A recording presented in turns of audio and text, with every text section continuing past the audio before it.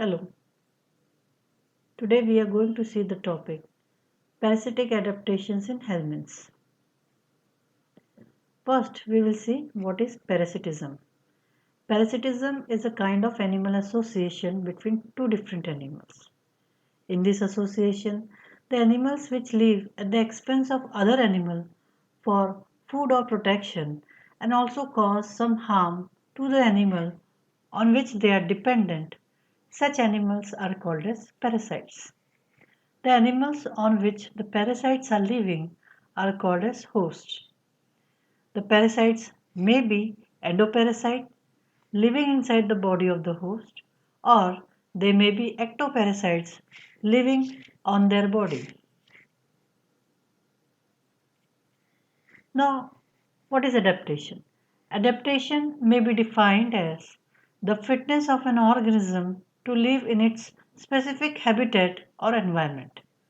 Usually, the animals become adapted by developing certain morphological and physiological characters. These adaptations may be temporary or may be of inherited type. The adaptations not only depend on the environment in which the animal lives but also on its habitat, need of survival, and also for continuation of race. Helminths or parasitic worms have undergone profound modifications, both morphological as well as physiological, to adapt or live in a particular environment successfully and to suit their parasitic mode of life. These adaptations are termed as parasitic adaptations, and both the morphological and physiological adaptations are summarized as below. First, we will see morphological adaptations. Some of these are body covering, organs of adhesion, organs of locomotion, organs of nutrition, neurosensory system, and reproductive system. Let's see these morphological adaptations one by one. First, body covering. The outer covering or tegument of intestinal parasites is frequently provided with thick cuticle spines or scales which firmly anchor the parasites in the host tissue. Since the cuticle and scales are not dissolved by the digestive juices, they provide suitable protection to the parasite.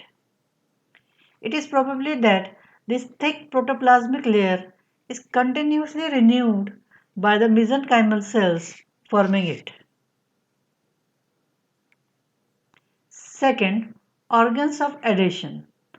For a firm grip on or in the host's body, some special organs of adhesion are necessary. Flatworms, for this purpose, are variously armed with suckers, hooks, spines, and adhesive secretions, etc. Suckers may be with or without hooks and spines.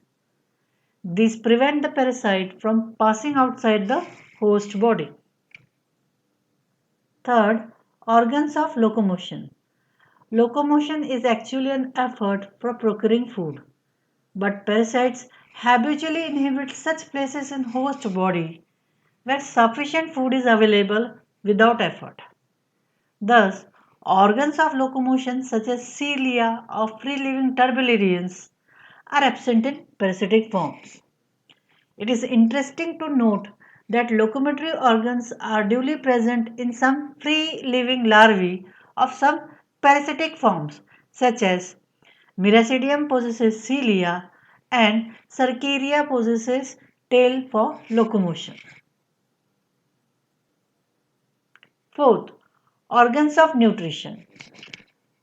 Food of parasite comprises readily available digested and semi-digested food of the host. So, elaborate organs for nutrition, digestive tract, and digestive glands are thus not needed. Parasitic trematodes have an incomplete gut, and in most cases, a suctorial pharynx for sucking food is present. In cystodes, parasite freely bathes in digested food of host, which is absorbed directly by diffusion. Thus, there is total absence of alimentation in tapeworms. Fifth, neurosensory system. Need for quick and efficient response to stimuli is associated with free active life and not with a quiet parasitic life in a safe environment.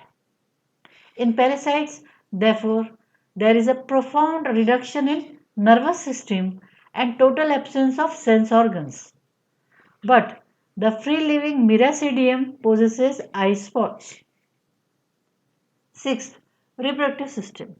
It is the best developed system in Helminthes parasites, designed and perfected to meet the need for tremendous egg production. Parasitic flatworms, with a few exceptions like Schistosoma, are monoecious. Hermaphroditism is of distinct advantage to the parasite because it ensures copulation even when few individuals are present. After copulation, both individuals lay eggs, thus doubling the rate of reproduction. And in the absence of companion, parasite can reproduce offspring, that is self-fertilization. As we know, in cystodes, reproductive system is especially well developed and each mature proglotid possesses one or two complete sets of male and female genitalia. In gravid proglotid, all other organs of the system degenerate to make room for the uterus, which becomes highly enlarged and branched to accommodate large number of eggs. The life cycle of parasitic helminths often involves many larval stages which ensure dispersal of parasite. Now we will see physiological adaptations such as protective mechanism, anaerobic respiration, osmoregulation, and high fertility. Let's see these physiological adaptations one by one. First, protective mechanism. In an alimentary canal, parasites have to protect themselves from the action of digestive juices of host. Tapeworms accomplish this first by stimulating walls of gut to secrete mucus, which then forms a protective clothing around the parasite. Second, by secreting anti-enzymes to neutralize the digestive enzymes of host. And third, by probably continually renewing the protective body covering, that is tegument. Second, anaerobic respiration. Environment in gut and bile ducts is devoid of free oxygen. So, parasites respire anaerobically. Flatworms inhabiting these places therefore respire anaerobically by breaking down glycogen and are also adapted for a low metabolic rate which require minimum amount of oxygen. Third, osmoregulation. Osmotic pressure of endoparasites body fluids, especially in case of trematodes, is almost the same as that of host to prevent a disturbing exchange of water. But some cystodes have well developed osmoregulatory system. For example, osmotic pressure in intestinal tapeworms is a little higher. This permits ready absorption of host's digested food by tapeworms. Osmoregulation is done by flame cells. That is, it removes excess of water along with the waste products.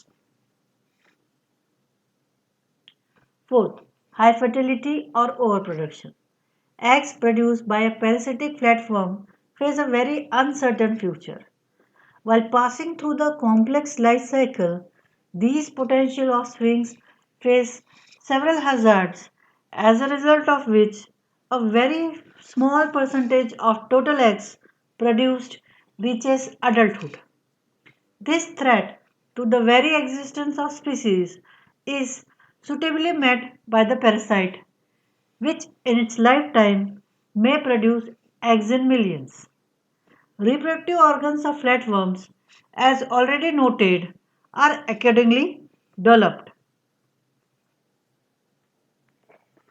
And also, additional multiplicative phases in life cycle of some flatworms further increase the output of potential offspring.